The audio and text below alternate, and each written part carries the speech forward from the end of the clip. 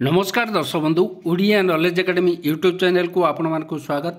आपन जदि आम चैनल को प्रथम आसन दयाकोरी चैनल सब्सक्राइब बटन क्लिक करी चैनल को सब्सक्राइब करेंगे। वीडियोटी भल लगे निश्चय वीडियो को लाइक करेंगे, कमेंट करेंगे, शेयर करें भूलें जहाँद्वारा आप प्रतिदिन नुआ नुआ अपडेट पाइपर। तो आसन देखिए आज खबरटी ये देखूँ जो ग्रामरक्षी कर्मचारी अच्छा होमगार्ड जो मैंने अच्छा जो दरमा जो वृद्धि होता से प्रसंग उपर माननीय सुप्रीमकोर्ट गोटे गुरुत्वपूर्ण राय देते। आम से भिडियोटे संपूर्ण आलोचना करवा सुप्रीमकोर्ट कौन राय देते। तो आसतु डेरी नक आरंभ करवा आज खबरटी। तो ये देखिपे आप गृहरक्षी को दिय बकाया भत्ता तांकर जो दरमा अच्छी गृहरक्षी होमगार्ड मानकर जो दरमा बकाया भत्ता अच्छी नचेत हाजर हूँ मुख्य सचिव हाजर हूँ बोली सर्वोच्च न्यायालय माननीय सुप्रीमकोर्ट निर्देश देते।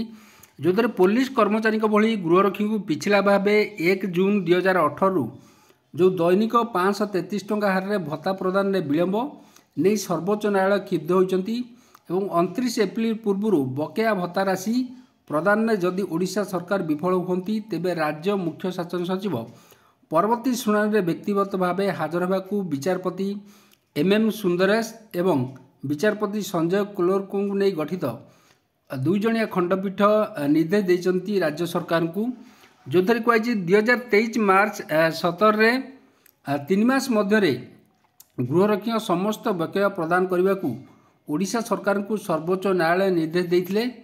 राज्य पुलिस कर्मचारी सर्वनिम्न दरमा को आधार कर नियमित व्यवधान रे जेभली भत्ता वृद्धि पाउछि ठीक से भली भाव गृहरक्षी भत्ता वृद्धि पाइब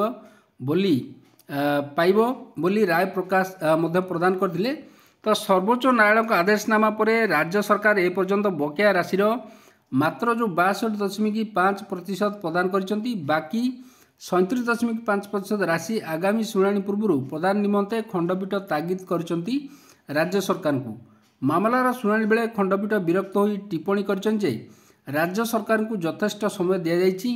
गृहरक्षी तरफरु आईनजीवी माने न्यायालय को जणाइथिले जे जो मयूरभंज बालेश्वर केन्दुझर भद्रक आदि 4 जिले में बकाया राशि प्रदान करा जाय नहीं।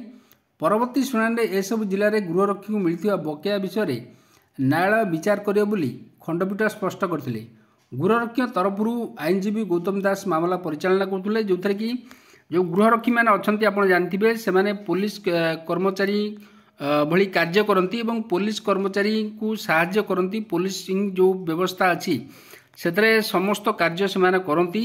अपराधी को धरिबा ठो आरंभ करी विभिन्न प्रकार पुलिस जो कार्य अच्छी राज्य सरकार विभिन्न कार्य से माने करती सिक्यूरिटी मध्य दियंती विभिन्न क्षेत्र में किंतु सेमानकर जो चाकरी स्थायित्व एवं तांकर जो रही अन्य भत्ता वृद्धि प्रसंग बा दरमा वृद्धि प्रसंग चाकरी शर्तावली ये सबू से माने बारंबार सरकार को दृष्टि आकर्षण करुचंती एवं सरकार को ए विषय में अवगत करुचंती। सरकार प्रतिश्रुति देउचंती किंतु पालन करूनांती परवर्ती पर्याय।